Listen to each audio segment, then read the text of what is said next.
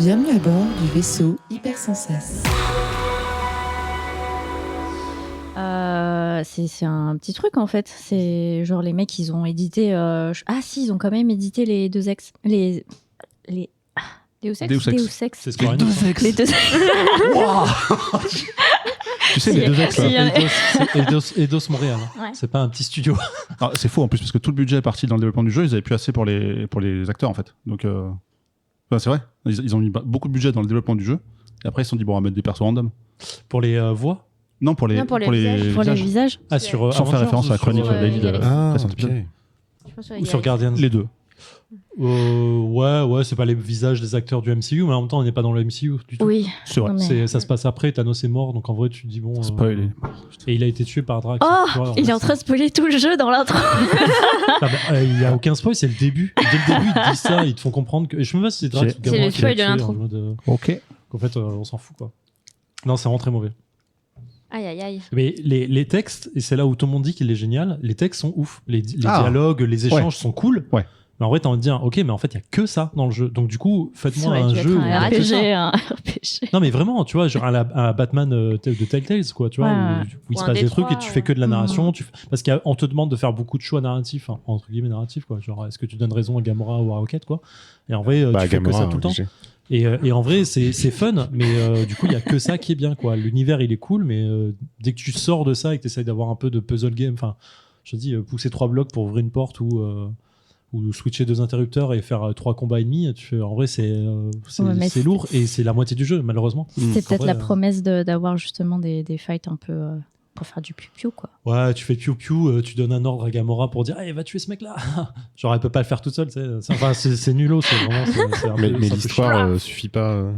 Bah, Ah, en plus, susciter l'histoire, l'intérêt. elle a une implication galactique. Genre, tu sauves l'univers, quoi. Tu vois, t'as envie de dire.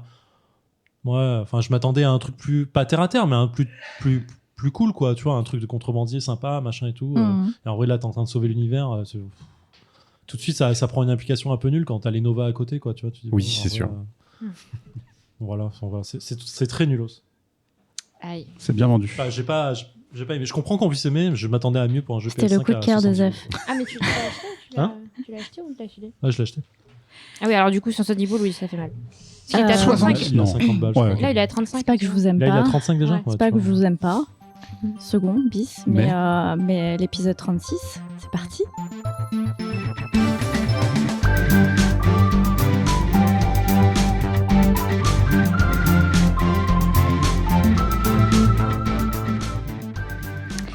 Le Contrecast, c'est quoi ? C'est un podcast où j'ai toujours autour de moi de véritables passionnés qui savent nous raconter leurs aventures sur un sujet qui leur a plu ou pas. Vous le savez sans doute désormais, chacun a sa chronique, puis on échange entre nous sur les différents sujets. On commence par le traditionnel tour de table avec, cette fois-ci, quelqu'un qui n'a pas pu être des nôtres au dernier épisode, et je ne blâme pas, bien sûr, voilà. Mais qui est aujourd'hui en présentiel et ça me fait très plaisir de te voir. Ali, comment ça va ? Ça va très bien. Pour la petite histoire, j'ai même oublié comment venir au studio. C'est tu cherches. Donc voilà. Non, sinon, ça va très bien. Et toi ? Mais très bien, écoute. Et puis, à ta gauche, j'étais en train de voir, j'étais en train de tourner la tête en mode littéralement. Alors, c'est gauche ou côté. c'est droite ?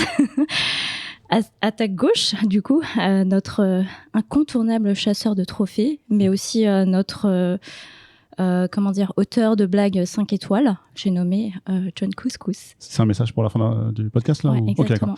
d'accord. Bonsoir, bonjour. Je sais pas à quelle heure vous écoutez ça, on s'en fout. Voilà. Comment ça va ? Moi, ça va très très bien. Merci beaucoup. Ravi de vous retrouver après un épisode d'absence aussi. J'étais même pas à distance tout court. Voilà. Et vous savez quoi, je me suis encore foirée sur ces intros, hein, voilà. C'est toi, chef, hein, j'ai rien dit. Non, mais il faut m'arrêter. Ali, tu nous parles de quoi d'ailleurs aujourd'hui ? Je vais vous parler d'un jeu qui s'appelle OA, H-O-A. Un jeu que j'ai terminé et platiné récemment. GG. Pardon. Et toi, du coup, John, de quoi tu nous parles ? Moi, je vais vous parler d'un CD, un compact disque. Je crois que tu avais parlé d'un CDI. Je peux parler de mon CDI, mais c'est pas hyper intéressant, mais je peux en parler si vous voulez. Mais... Voilà, un CD de musique, Ok. entre autres. Très mystérieux tout ça. Et enfin, on termine notre petit tour de table avec notre chroniqueur qui cale Magic à littéralement quasiment tous les épisodes, mais qui nous a jamais vraiment fait une chronique. C'est impossible. Chronique en plusieurs épisodes, ça peut être un principe. Coup de cœur en plusieurs épisodes. Ouais, je pourrais faire ça. Ouais.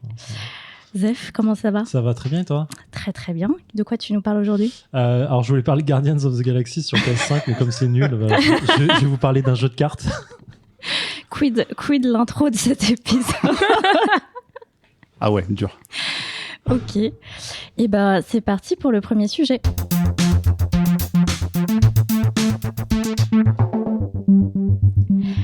On va commencer par toi, Zef.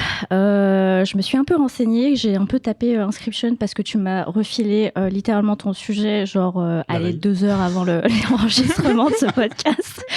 Et en fait, je savais pas du tout, mais je connaissais du coup Pony Island et The X. Ouais. Notre fameux Daniel, incontournable canadien, développeur indé. Est-ce que tu nous parlerais pas du coup d'inscription. Ouais, d'inscription, exactement. C'est exactement ce que je voulais faire. Déjà parce que, ça manque de chroniques sur les jeux indés, parce que du coup, tu les fais plus. Je me sentais l'obligation de le faire. Merci. Pas du tout. Et donc je disais hier, j'ai voulu préparer un peu, jouer à Guardians, machin, ça a l'air trop bien. En fait, c'était pas très bien. Et j'avais téléchargé le pack Inscription ZX et Pony Island, genre il y a moins d'une semaine, à cause d'un pote Sidou qui m'a dit hey, tu connais Inscription? Je fais non, je sais pas, c'est quoi?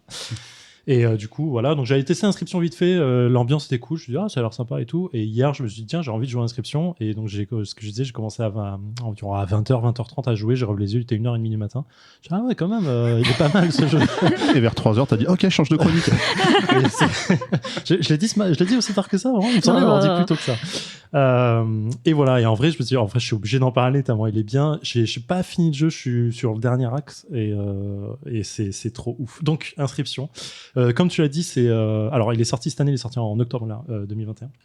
C'est édité par Devolver Digital, donc pour tous ces jeux qui sont un peu en dehors du scope classique, on va dire, et développé par Daniel Mullins Games, effectivement, donc qui a fait The X que j'ai pas encore testé du coup, et Pony Island, j'y ai joué peut-être 2 heures, j'ai dit ok, c'est un bordel monstrueux, c'est absolument pas un jeu sur les poneys et c'est absolument pas un jeu sur les îles. Ça n'a rien à voir, mais c'est absolument merveilleux. Il faut vraiment tester ce jeu. Et le pire, c'est qu'on en avait parlé quand il était sorti. Je me suis dit, ah ouais, ça a l'air pas mal. Et je le laissais de côté. Ne faites jamais ça. Quand on vous parle d'un jeu qui a l'air pas mal, jouez-y. Surtout que le jeu, il est même pas à 10 balles. C'est une merveille. Voilà, j'en reparlerai sûrement un autre jour. Quand je l'aurai fini, je l'ai pas fini. Bref, Inscription. Donc, quand on lance Inscription, il se passe plusieurs choses. Déjà, on a une présentation de jeu qui est très 8 bits. Donc, on a l'impression de se retrouver sur NES d'un coup. Et on doit déplacer le fait de vouloir jouer des icônes pour pouvoir jouer. Et en fait, on peut pas faire une nouvelle partie, on est obligé de continuer la première partie qu'on n'a pas lancée. Déjà. Et on se retrouve dans une maison en première personne, je veux dire, dans une maison un peu crade, un peu cabane perdue au fond des bois, sur une table en bois, pas très jolie. Et devant nous, on voit dans le fond noir, au bout de la table, il y a 2 yeux qui nous regardent et qui nous parlent en disant ah tiens ça y est, t'es prêt à continuer à jouer machin et tout, ça a l'air on va se lancer. Et donc la première partie de cartes commence parce que c'est un jeu de cartes. Alors oui, c'est présenté comme un jeu de cartes, c'est un jeu de cartes mais c'est pas vraiment un jeu de cartes, mais il y a plein de choses. C'est pas un roguelike non plus, on me l'a présenté comme un Slay the Spire mais c'est pas vraiment Slay the Spire non plus. C'est vraiment son genre de jeu. Je pense que plus tard, on pourra dire, comme c'est un Souls, on pourra dire, hey, c'est comme un Souls. Voilà, je l'ai placé. Du coup, voilà, comment se présente le jeu? Donc, on a quelques cartes en main. Une des cartes qu'on a le plus régulièrement, c'est l'écureuil, par exemple. C'est une 0-1 qui vaut 0 au lancer. Je vais le parler comme ça. Donc, on peut la poser dire. Et on a 4 emplacements sur la table de jeu. Et l'adversaire a aussi 4 emplacements sur la table. À côté de la table, il y a une balance. Ça, je vais y venir. Et de l'autre côté de la table, il y a des objets. Je vais y venir aussi. Et on a notre deck de cartes. On a 2 decks de cartes. On a un deck de cartes avec des créatures qui valent cher. On a un deck de cartes avec que des écureuils dedans. C'est normal. Et donc, pour poser une carte, ça c'est mon PC qui a fait ça. Ouais, c'est mon PC qui a fait ça. Pour poser une carte, il faut payer son coût. Le coût des cartes, hormis les écureuils, il y a des exceptions à tout ça bien sûr. Hormis les écureuils, il faut sacrifier des créatures.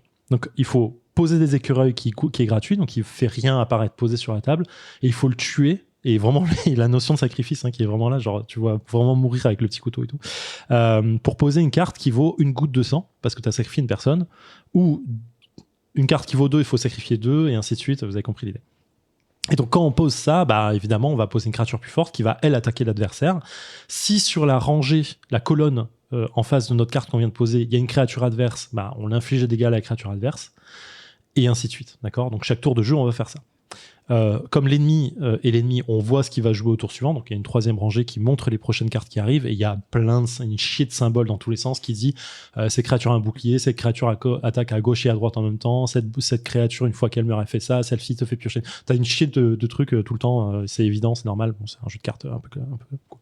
Comment on gagne, vous allez me dire? Jordan, j'aime bien, mais comment je gagne? Comment je gagne? J'ai parlé, merci de poser la question, j'ai parlé d'une balance sur le côté, j'ai fait même une balance avec mon bras à côté là. Donc il y a une balance sur laquelle il y a 5, il y a 11 positions. Il y a les positions de base. C'est vraiment une vraie balance. Je vais essayer l'ancienne, la peser, le truc de merde.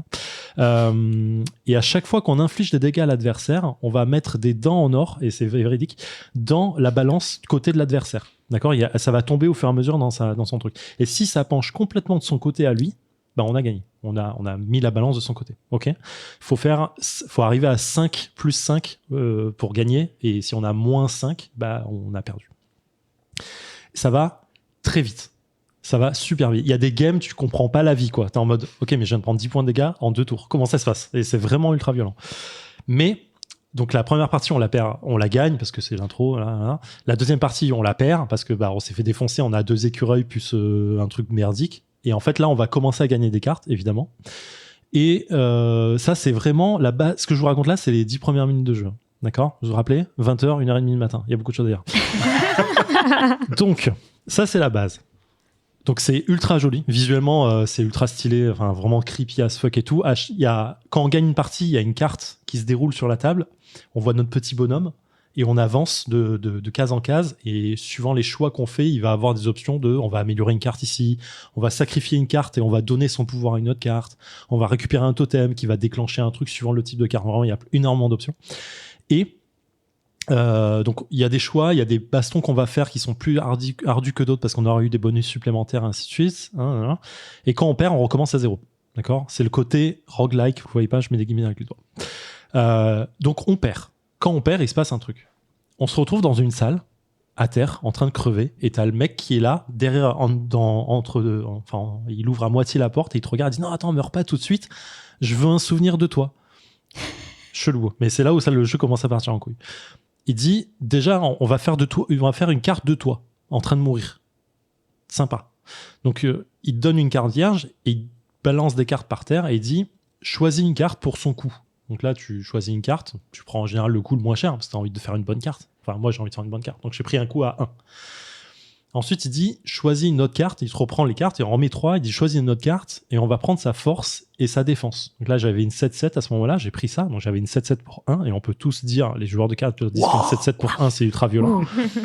Et je lui ai mis un truc qui fait que, je sais plus, je crois, quand elle meurt... Non, elle avait une défense de 1, c'est-à-dire quand on l'attaquait, elle faisait 1 de dégâts en plus. Bon, enfin, évidemment, il dit c'est quoi ton nom ? Donc j'ai mis Zef, parce que je m'appelle Zef, et il prend une photo.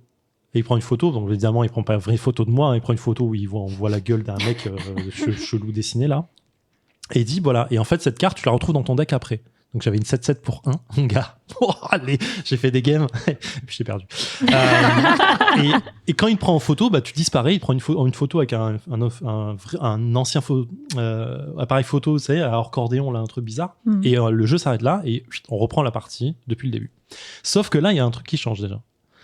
On reprend la partie, on joue, et au moment où on gagne la première partie, au moment où on doit se déplacer sur la carte, le gars nous fait « Ah merde, j'ai pas ton pion. Lève-toi et va chercher le pion. » Donc là, on se rend compte qu'on peut se lever de la table et se balader dans la pièce. Et là, il y a plein de choses à faire d'un coup. Tu peux fouiller les meubles, tu peux ouvrir un coffre, tu peux jouer avec une horloge pour essayer de trouver la bonne heure pour débloquer l'horloge, tu peux choper un couteau pour ouvrir un autre truc. Il y a plein de trucs à faire. Et là, tu te dis, ok, là, je suis à 2 heures de jeu, même pas. Moins de 2 heures en vrai. 1h du matin, 1h30. Et là, on continue. Donc là, on commence à débloquer d'autres cartes. Il y a des cartes qui commencent à nous parler. Il y a un furet qui nous parle. Il y a une carte, il y a un furet. Il dit hey, moi aussi, je suis bloqué là. Tu peux m'aider à sortir. Tu vois l'idée du truc. Et donc, on continue comme ça. Ça, c'est que l'acte 1. L'effet cabane et ce qui se passe dans la cabane, c'est que acte 1. Une fois qu'on arrive au bout de cette carte, où on fait notre choix un peu à la Slay the Spire, on arrive à la fin, on a un boss. Et en fait, à chaque fois qu'on fait une rencontre sur la carte ou qu'on rencontre un boss, le mec en face prend un masque en bois et le met devant lui. Il y a juste ses yeux qui éclairent. Et en vrai, ça donne un effet, mais ouf, au truc. Bref, il y a un effet de narration et scénaristique qui est vraiment affolant dans le jeu, qui donne envie d'y rejouer tout le temps. C'est vraiment magnifique. Et quand on bat tous les boss de cette phase-là, le jeu s'arrête. Et là, on se retrouve devant un mec, un YouTuber véridique, en vidéo, qui dit « Hey, bonjour les gars, aujourd'hui, on va ouvrir des boosters de jeux random que je connais pas du tout. » Et le gars, il est sur un fond vert, il est en train d'ouvrir des cartes, il dit « Ah, putain, celle-là, elle est trop bien. La rare, c'est ça. Ah, c'est machin, truc bidule, c'est trop bien. » Mais quoi? Qu'est-ce que je suis où, là? Et donc, le jeu continue. Non, le jeu continue. Les vidéos continuent, t'en as genre 10, et tu regardes les vidéos une à une. Il y en a qui ont plein d'erreurs, il y en a qui coupent, évidemment. Ça fait Là, je me suis un peu retrouvé dans Her Story, tu sais, où tu es en train de regarder les vidéos. Et à un moment, je vais arrêter de spoiler, mais je vais juste parler un peu de l'acte 2. Et donc, à un moment, on continue à regarder les vidéos de ce mec, et à un moment, le mec, il ouvre un booster de cartes, il dit, tiens, c'est marrant, ce booster est déjà ouvert, je l'ai trouvé, il explique qu'il l'a trouvé dans une brocante, blablabla, il dit, ah, ce booster est déjà ouvert, il dit, ah, bah tiens, il y a des coordonnées sur la carte. Et il commence à les citer. Alors, tout de suite, ce que j'ai fait, je les ai notés, je vais regarder sur Google Maps, évidemment. Bon, ça donne pas du tout. Je pense pas que ce qu'il va fouiller, c'est à Clichy, vraiment. Donc c'est pas là. Mais du coup, je me suis dit, il y a peut-être un jeu dans le jeu. Franchement, j'ai pas encore regardé sur le net, mais je pense qu'il y a beaucoup de choses à voir parce qu'il y a des codes, des codes binaires un peu partout. Il y a plein de choses. Tu crois vraiment que c'est un hasard les coordonnées? Vraiment, tu penses que c'est un hasard? Alors, en fait, il les donne pas entièrement, mais à un moment, il y a une vidéo où il les monte sur son GPS et j'ai commencé à les noter. Et franchement, j'ai peut-être mal noté un truc, mais je me suis dit, ça donnait un truc en France. Donc, je suis pas sûr que ce soit. Non, parce que dans la vidéo, il est sur les coordonnées, il creuse et là, il trouve un coffre. Sait-on jamais? Je sais pas. Je regarderai sur Reddit à un moment. Sûrement que des gens l'ont déjà fait. Donc le mec à un moment, donc il trouve ses coordonnées, il y va, machin et tout, et là il trouve une disquette, c'est quoi, c'est 3 pouces et demi, les toutes petites là, et du coup pas les floppy, hein, ouais, les toutes petites, et donc du coup il rachète un truc pour qui utilise des disquettes encore, et là il enclenche la disquette, et là attends, en vidéo? Ouais, en vidéo. Le gars, c'est toujours des vidéos que tu regardes, et la vidéo se coupe, et là tu as un jeu complètement en pixel NES pur et dur, et tu commences à jouer là-dedans, et tu commences à jouer à un mec qui se déplace dans une carte qui va se battre contre des gars avec un jeu de cartes qui est en 8 bits, quoi. Et là, je dis, ok, ce jeu est fou, quoi. Et bon, j'ai fini cette phase-là, je suis à la phase d'après qui part encore complètement en couille, mais vraiment différente. Et je sais pas ce qui se passe derrière. C'est ultra bien. Voilà. Je sais pas quoi dire de plus. J'ai passé à 1h30, j'étais en mode, faut que j'aille me coucher. J'ai pas envie, en fait. J'avais envie de continuer le jeu. Et ce matin, évidemment, je me dis, bon, allez, je vais jouer 2 minutes. 1h30 après, j'étais encore. Je sais pas quoi dire d'autre. Inscription. En fait, là, j'ai l'impression d'avoir déjà beaucoup spoilé et en vrai, je vous ai rien dit du tout. Il y a énormément de trucs à découvrir. À part vous dire, jouez-y parce que ça bute. Mais ça bute. C'est vraiment, pour moi, c'est le GOTY de l'année, quoi. C'est vraiment mon GOTY, quoi. C'est affolant. Il est trop bien. J'ai passé un moment fabuleux dedans et je sais, pour avoir commencé à regarder des trucs sur le net, que quand t'as fini le jeu, il faut effacer pour recommencer. Donc, je sais pas s'il se passe autre chose ou s'il y a un truc, mais c'est ce que j'ai lu à un moment.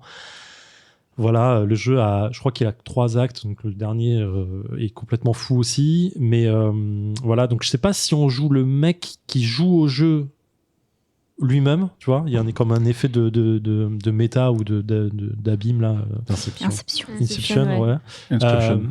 Je sais pas si c'est ça ou c'est parce que il y a des moments en fait quand des trucs forts se passent dans le jeu, parce qu'en fait il y a plein de conditions dans le jeu et je les ai pas débloquées, je le sais, dans l'acte 1 par exemple. Quand tu joues certaines cartes avec certaines cartes ou que tu sacrifies certaines cartes avec certaines cartes, il se passe des trucs. Alors, c'est des espèces de glitch qui font que c'est des easter eggs plus que des vrais moments de jeu. Ça va rien changer, mais et là, dans l'acte 3, j'ai des moments où le mec fait merde! Et en fait, donc il y a quelqu'un qui parle derrière moi, en fait, tu vois, comme si qui jouait au jeu à ma place. Ouais. Donc voilà, il y a des trucs comme ça. C'est affolant. C'est trop bien fait. Ça m'étonnerait pas. Ça m'étonnerait pas au vu de la typologie de David voilà. Machin là, ouais. Daniel Mullen. Ouais. Ok, donc un jeu de cartes, mais pas que. Alors c'est un jeu de cartes ultra tactique, hein. J'ai pas parlé de jeu de cartes, mais il est ultra tactique, il est vraiment dur. Il y a des moments où tu t'arraches les cheveux parce que t'as pas pioché la bonne carte. C'est dur. C'est vraiment dur à jouer. J'ai passé sur l'acte 2, j'ai eu des moments de rage assez intenses. Il y a un moment, j'ai trouvé pas un glitch. Je pense que c'est prévu par le jeu, mais j'ai EP une carte ultra forte en fait à un moment. Ouais. Parce que ce que j'ai pas expliqué, c'est que quand tu fais des dégâts supplémentaires à l'adversaire, quand tu mets sa balance à 0, enfin à 5, et que tu lui as fait 10 points de dégâts et que donc il arrive à 5 plus 5, les 5 supplémentaires, ça devient de l'argent pour toi. Et donc du coup, à un moment dans l'acte 2, tu peux EP une carte, entre guillemets. Je me suis dit, bon, on va en faire une 85, ce serait marrant, quoi. Et donc du coup, je suis monté à 85, du coup, quand je fais 85 de dégâts et que je fais 5, bah du coup, je gagne 80 de thunes d'un coup. Ce qui était assez pratique pour certains trucs derrière. Enfin, tu peux le faire, donc je pense que c'est prévu. Bon, je sais pas si c'est une loupe ou un truc comme ça, mais c'est assez marrant. Et du coup, j'ai dit ça pourquoi ? Parce que oui, effectivement, l'acte 2, même avec une 85-85, il y a des boss. Putain, j'étais rageux de ouf. J'avais le sel, mais assez fort en mode. Parce que le jeu triche, évidemment. À un moment, ce serait pas marrant s'il le faisait pas. Et du coup, il y a des trucs, tu fais non, mais en vrai, même une 85-85 qui te fait pas gagner, c'est n'importe quoi. Genre, t'as envie de péter un câble. Parce que t'as une notion de vie, t'as des bougies. En fait, quand tu perds une première fois sur la map, t'as une bougie qui s'éteint. Quand ta deuxième bougie s'éteint, t'as perdu la game. Et quand t'arrives contre un boss, le boss a 2 vies aussi. Et donc, du coup, la phase 2, elle est plus difficile que la phase 1. Ça a l'air d'être un gros non, mais vraiment, c'est un truc de rageux à un moment, mais c'est. En fait, quand t'as compris le principe du jeu et que t'arrives à jouer avec ces codes, putain, c'est putain de plaisant, quoi. C'est vraiment le moment où tu débloques un truc en disant, attends, si je joue ça, je vais me faire niquer, je vais la jouer comme ça, je vais poser ça, je vais attaquer de côté, et puis lui, il va répondre et machin. C'est vraiment trop bien. Voilà. Inscription. John, chaud ou pas chaud ? Ouais, super chaud, ouais. Un petit défaut, c'est qu'il est que sur PC. Oui. Ouais, c'est stylé. Pour l'instant. Donc, mais sinon, ouais, non, je suis ultra chaud. Ça a l'air vraiment cool. Ça a l'air d'être bizarre et attirant en même temps. Enfin, je sais pas comment le définir, mais tu nous racontes un truc. Ah, en fait, il fait ça, puis en fait, il sort, il est plus dans le jeu, et puis en fait, il y a un YouTuber, en fait, on est peut-être lui. Ça m'attire de ouf. Juste ça, on comprend rien, mais ça m'attire de ouf. Après, visuellement, j'ai regardé une vidéo. Enfin, ça m'a pas attiré de base. Si tu m'en avais pas parlé, je pense que je me serais pas intéressé. Moi, je trouve ça trop bien. Mais visuellement, l'acte 1, je le trouve ouf. Ouais. Et l'acte 2, bah, toi, tu devrais kiffer en plus. Donc, en vrai, Je pense que je kiffe déjà de ce que tu m'as dit. Mais j'espère une version console, bien sûr, trop ça. Ouais, je vois pas ne pas sortir sur Switch parce que c'est ultra jouable. Au moins sur Switch, ouais. J'allais dire, ça s'adapte sur Switch. Je pense que ça peut. Autant Pony Island, c'est injouable ailleurs que sur PC, je pense. Ouais, mais autant ça, c'est largement jouable. Je sais pas. Pour le coup, je sais que Pony et X, ils ont pas forcément été, ils ont pas eu de portage autre que PC pour l'instant. Ouais, Pony Island, il a pas explosé non plus. X, je connais. Tout le monde en parle. X en mode, on vous dit rien, mais juste c'est un jeu à faire. Je pense que tu as kiffé. C'est comme Stanley Parable, tu vois, c'est le genre de jeu où on dit non, faites-les. Juste faites-les, quoi. Faites-les parce que c'est tellement perso et c'est indescriptible. Ouais, mais X, je me réserve un week-end au monde en disant, ok, je sais que j'aurais que ça à faire. Mais bam. c'est pareil, Pony, quand il est sorti, il était. Et moi, je l'ai découvert en salon. Je l'ai et franchement, il donne pas envie. Non. Il donne absolument pas envie. C'est pas beau. C'est pas beau. C'est de la Game Boy en version grand écran. C'est de la Game Boy version grand écran, exactement. Et franchement, ça donne pas envie. Mais c'est tellement dingue. C'est tellement dingue. Ça te retourne le cerveau, ce truc-là. C'est un peu comme il y avait un jeu qui s'appelait This Is Not a Game. Tu vois, c'est tout ce qu'un dé. En fait, c'est un peu dans le même genre. Et en vrai, tu lances Pony Island, genre tu appuies sur nouvelle partie, le mot tombe. C'est comme s'il était mal accroché. Et alors, qu'est-ce qui se passe ? Et en vrai, c'est là où je commence vraiment, quoi. C'est n'importe quoi. Un petit côté Baba Is You aussi. Je sais pas si vous l'avez fait. Oui. Non. Mais, pareil, tu déplaces des mots et ça change le sens du niveau. Ouais, c'est exactement le même genre. Ali ? En fait, l'histoire m'a vachement attirée. J'ai l'impression que tu as voyagé sous LSD. Franchement, ouais, ça peut. Je pourrais dire ça. Parce qu'en fait, comme tu disais, ouais, je suis restée jusqu'à 1h du matin et tout. Du coup, j'ai fait, putain. Ah ouais, génial le trip. Mais ça faisait longtemps que ça m'était pas arrivé, tu vois, de commencer un jeu et de relever les yeux, tu vois, waouh!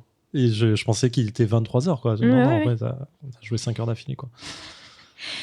Alors, j'ai pas dit, mais on a quand même une 5e personne à cette table qui est, outre le fait d'être chroniqueur de quand même pas mal d'épisodes, nous aide aussi sur le montage du Contrecast. Quetrus est là. Bonjour. Quetrus. Oui. Qu'est-ce que t'en as pensé ? Et en fait, si je devais faire une chronique aujourd'hui ou dans le prochain, j'aurais sûrement choisi Inscription parce qu'il m'a tapé dans l'œil de ouf. Mais bon, je suis super content d'être là et que Zef en a parlé. Tu m'as spoilé l'acte 2, je m'attendais pas à ça. Mais c'est très bien en fait, ça m'a donné encore plus envie de le faire. Moi, j'avais regardé des let's play, j'avais regardé que la première partie qui justement faisait un peu très Slay the Spire, mais tout de suite tu vois un côté barré, tu vois une espèce de création artistique folle et tu te dis ok, ce jeu il est bourré de surprises et du coup tu l'as confirmé et ouais, il m'excite énormément, j'ai très envie de le faire. Et mais d'abord je finis Disco Elysium parce qu'il me reste un petit peu et je refais un peu de Darkest Dungeon 2 et après je pense à celui-là. Et parfait, merci pour cette chronique Zef. Plaisir. Inscription, c'est sorti en octobre 2021 du coup chez Daniel Mullins Game, édité par Devolver et dispo sur PC via Epic Games, Steam, GOG et autres, autour de 20 €. Et on passe à notre deuxième chronique. À voir l'univers d'Oa, j'ai tout de suite pensé à Ghibli et je pense qu'il y a tellement de reviews qui ont été faites et construites en ce sens, avec des créatures et des paysages tout mignons. Ailey, est-ce que tu peux nous parler d'Oa ? Oui, tout à fait. En fait, c'est marrant parce que j'ai découvert ce jeu en regardant le story d'une copine sur Instagram. Elle s'appelle Novia. D'ailleurs, si tu nous entends, coucou. La petite dédicace. Ouais. J'ai aussi découvert de la même façon, donc c'est marrant. Ouais. Ah voilà. Ouais, et du coup, en fait, j'étais intriguée par la beauté des décors. Donc, cette direction artistique qui fait très Ghibli, comme tu disais. Et en fait, en allant sur le store, il y a pas très longtemps, je crois 2 semaines, je vois qu'il est à 50% pour les membres PlayStation Plus. Génial. Donc je me dis, je vais me le prendre. Parce que de base, il est à 14,99 €. Là, il est à 7,99 €. Donc, c'est tout bénef, j'ai envie de dire. Bon deal. Alors, d'ailleurs, pour ceux qui, comme moi, attendent le Black Friday pour reprendre un abonnement PS Plus, ils sont à 40 € à ce moment-là spécifiquement. Et sinon, c'est 60 €. Donc voilà, c'est petit tips pour ceux qui sont à la fin des bons plans.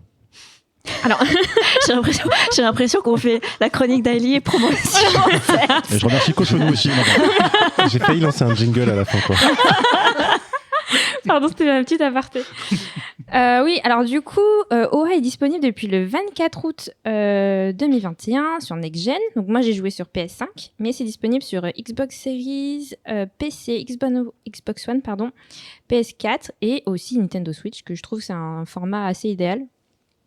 Pourquoi PS5 platine, hein, voilà. Alors, il me semble que Oa, ça veut dire fleur en vietnamien. Du coup, puisque ça tombe bien, c'est un studio vietnamien qui est derrière tout ça, qui s'appelle Scrollcat Studio. Du coup, je trouve que ça... Donc Flowers, qui était un autre jeu, je crois, sur PlayStation, qui était très relaxant. Donc, je trouve que ça donne... Oui, c'est ça. Donc, ça donne déjà présager une ambiance paisible et relaxante du jeu. Alors, Oa, c'est quoi ? C'est un jeu de plateforme 2D dans lequel on incarne une petite fée rouge, petite fée qui, je trouve, ressemble beaucoup au petit personnage de Journey. Un autre jeu indé super, relaxant aussi, qui, sans vouloir trop dévoiler l'intrigue, va en fait à chaque niveau découvrir une créature endormie. Et en fait, c'est via la découverte de symboles dans ce monde, enfin dans les mondes que vous allez parcourir, qu'elle pourra les réveiller. Donc, il n'y a pas qu'une seule créature, parfois il y a plusieurs créatures par niveau. Alors, parfois, il faudra justement en réveiller plusieurs. Et en fait, cette créature va nous donner quelques éléments sur l'histoire de notre sympathique petite fée, mais aussi lui redonner quelques capacités comme sauter, double sauter, voler, en échange de 5 papillons qu'il faudra trouver dans le niveau. Donc, d'ailleurs, le premier niveau, on y rencontre des sympathiques scarabées. Alors, il faut savoir que moi, j'ai une peur assez forte des insectes, et je pense que c'est les plus sympathiques que je connais. Ces petits scarabées. Voilà, donc qui font sans nul doute penser aux gros scarabées assez caractéristiques des œuvres de Miyazaki, justement. Et en fait, chaque petite créature de ce type-là, donc en fait, dans un autre monde, on a des jolies coccinelles qui dansent un petit peu, vont aider l'héroïne en fait dans sa progression. Alors, il faut savoir que niveau progression, ça se fait naturellement, sans difficulté, car c'est relaxant. Et surtout que le level design est assez simpliste en fait. Donc, mais je trouve qu'il est quand même assez bien exécuté. Et que dire des graphismes ? Alors là, j'ai trouvé ça magnifique. C'est haut en couleurs, c'est entièrement fait à la main. Donc oui, la direction artistique très Ghibli combinée à une ambiance musicale vraiment magnifique aussi. Et en fait, un pur régal aussi bien pour les yeux, les oreilles, l'esprit. Après le moment Black Friday, on est sur un podcast sur la méditation. Offre soumise à limitation. Du coup, la musique, parlons-en. Il faut savoir que l'intrigue est quand même rythmée d'une main de maître par les compositions de Johannes Johansson, qui a Hackmignon, qui est en fait un pianiste suédois qui s'accompagne pour l'occasion de ce jeu d'un orchestre complet. Donc, il est d'ailleurs possible d'acheter séparément la bande-son du jeu, via Steam notamment. Et en fait, c'est impossible de rester de marbre. Moi, ça m'a carrément transporté. Et aussi, même si on y voit l'influence aussi de Ori et the Black Forest, niveau difficulté, ça n'a rien à voir. Puisque le jeu ne propose pas véritablement de challenge, ou presque, aussi, parce qu'il y a quelques petites énigmes. Mais en fait, il faut savoir que OA, c'est un jeu simple. Et c'est ce qui peut, je trouve, à mon sens, faire aussi bien sa force que sa faiblesse. En fait, on peut d'ailleurs être guidé par une petite carte qui rappelle un peu le côté Metroidvania de Ori. Donc, on parcourt les mondes avec une certaine facilité, mais toujours accompagné d'une belle musique qui rend l'expérience vraiment très, très zen. Mais après, je dois quand même vous avouer qu'il y a quelques moments, j'ai juste pas compris ce qu'il fallait faire. Du coup, avoir la musique qui tourne en boucle, ça m'a tapé sur les nerfs. Mais donc, j'ai envie de dire rip mon esprit zen. Mais après avoir trouvé justement à débloquer, tout allait bien mieux.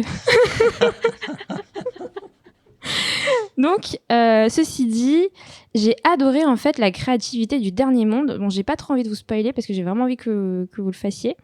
Par son gameplay en fait qui sort un peu du lot par rapport au reste de l'aventure. Mais en fait, c'est aussi le seul monde qui est en noir et blanc. Donc, pour savoir pourquoi, y jouez-y.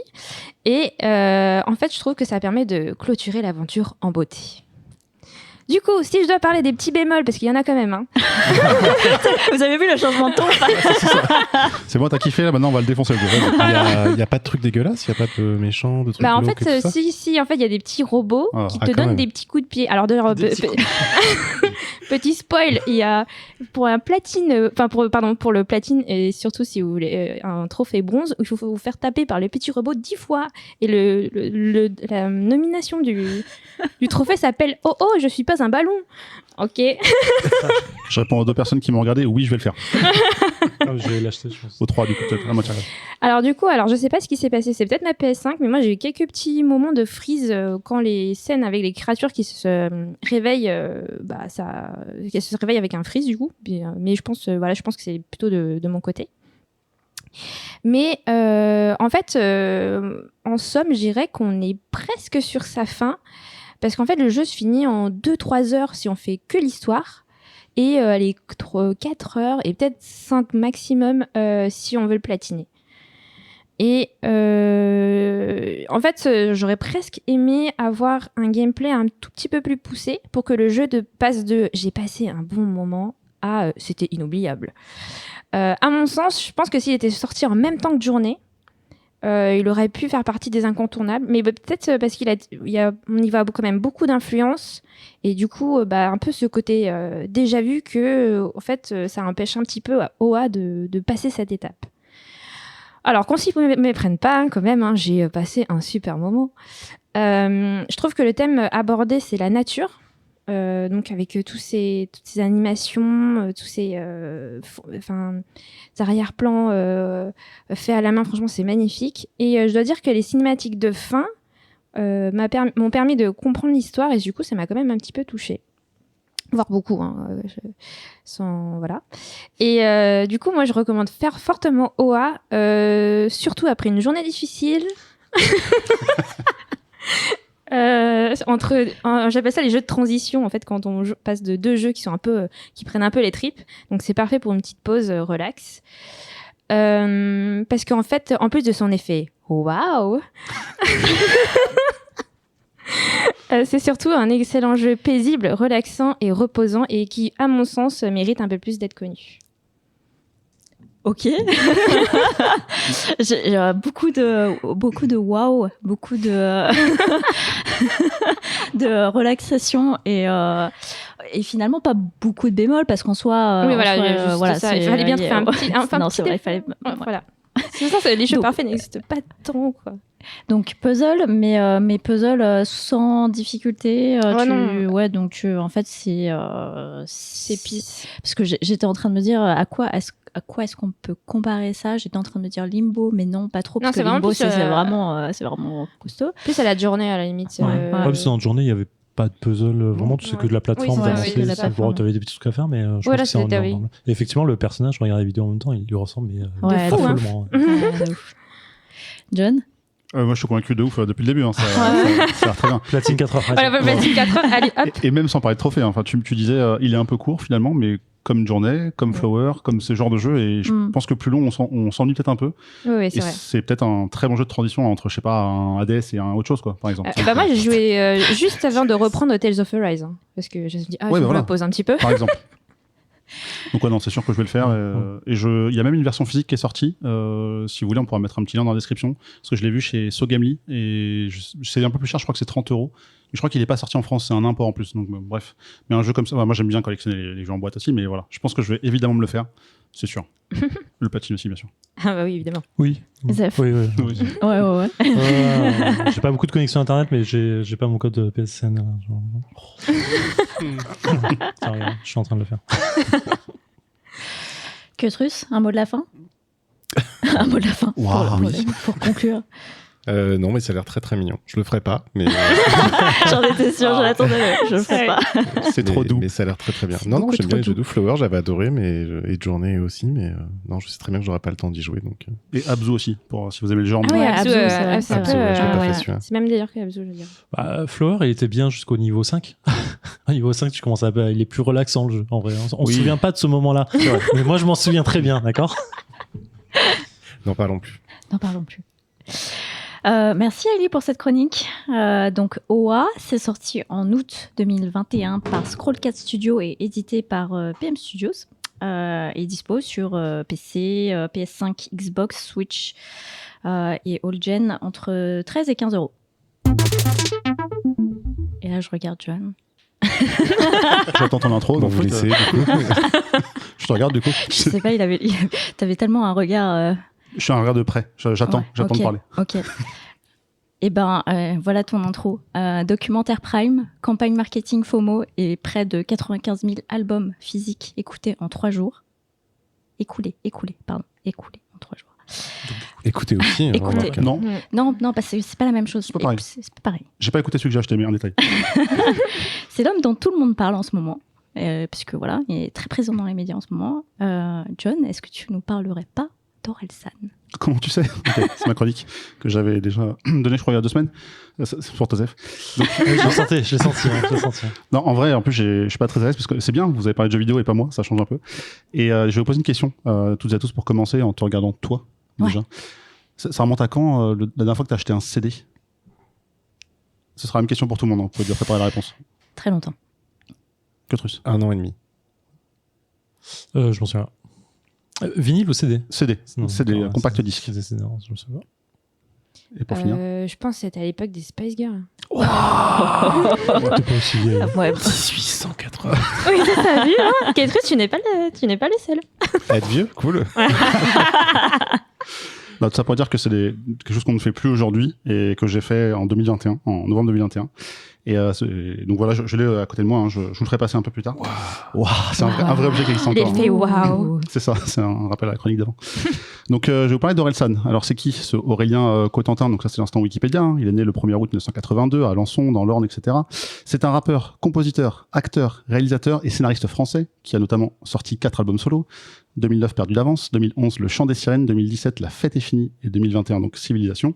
Il a aussi fait un duo avec Gringe, Casseurs-Flotteurs, en 2003, mais on connaît beaucoup moins Fantasy épisode 1, mais surtout Orelsan et Gringe sont les Casseurs-Flotteurs en 2013. Une mini-série bloquée sur Canal+, qui avait remplacé Bref, que vous avez sans doute vu aussi, voilà, je vous ai vu faire oui de la tête. Et ça, c'était 2015-2016. Au cinéma, il a fait Comment c'est loin, qu'il a coproduit, que j'ai regardé pour la première fois il y a 2 jours, dans le but de préparer ma chronique, parce que je l'avais jamais vu. Et il a fait plein de trucs au cinéma. Je les cite pas tous, mais en 2022, il sera dans le prochain Astérix Obélix. Sachez-le. C'est étonnant. Qui n'y sera pas? Voilà. Et sinon, pour terminer, bien sûr, il y a le documentaire sur sa vie, son œuvre en 2021, Montre jamais ça à personne, qui a été co-réalisé par son frère, donc que j'ai regardé et qui m'a donné envie de faire cette chronique aujourd'hui. Il a eu plein de prix, MTV Europe Music Awards en 2009, meilleur artiste, Chambre syndicale de l'édition musicale en 2013 avec l'auteur de l'année, je le cite. Voilà, il y en a plein, mais beaucoup aussi victoire de la musique. En 2012, artiste révélation public de l'année et le chant des sirènes, l'album rap de l'année, enfin album rap et musique urbaine de l'année. Bon, je vais pas tous les citer, mais il y en a plein. Jusqu'à GQ un peu plus récemment en 2018 où c'était l'artiste de la décennie. Bon, GQ c'est pas forcément la ref, voilà. c'est. Mais bon, voilà, c'est juste pour dire qu'il a été mis en avant de nombreuses et très nombreuses fois. Et je vais vous dire déjà pourquoi je l'aime bien. Déjà, comment je l'ai connu? Je sais pas comment vous l'avez connu, mais moi, c'est à la base pour son scandale sur la chanson Sale pute. Je l'avais vaguement écouté avant. J'avais entendu parler de Saint-Valentin, la première chanson qu'il a révélée sur MySpace en 2008.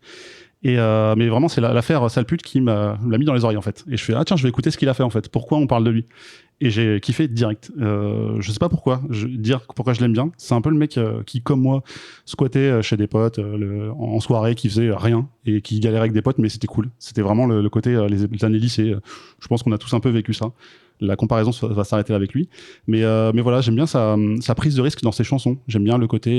il écrit pas beaucoup de refrains. C'est des textes qui sont... Enfin voilà, ça s'enchaîne, quoi. Après, il en a fait un peu plus, mais c'est ce qu'il a peut-être révélé au grand public.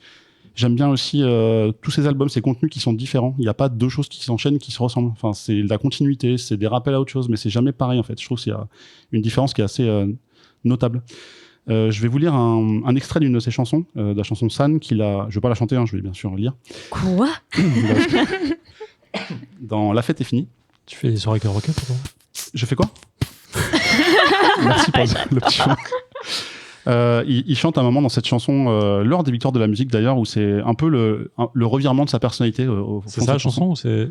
Ah non, d'accord. C'est San, S-A-N, sa chanson. Ouais. Non, je croyais que c'était ce que je commençais à dire. Je me disais, c'est non. début de parole. Là, je lis un extrait. Les temps changent, les gens changent, mais je m'ennuie vite et j'aime le changement. J'étais déjà différent, je le serai jusqu'à la nuit des temps. Vie rapide, mec lent. Ce passage qui résume vraiment sa façon d'être, je pense. Avant, j'avais peur d'être pas normal. Quand je vois les gens normaux, je suis fier d'être pas normal. Et je pense que ça résume parfaitement sa situation. C'est un mec qui est toujours à côté, qui est toujours à part, mais auquel tu peux vraiment t'identifier. Et c'est un truc que je trouve hyper fort chez lui.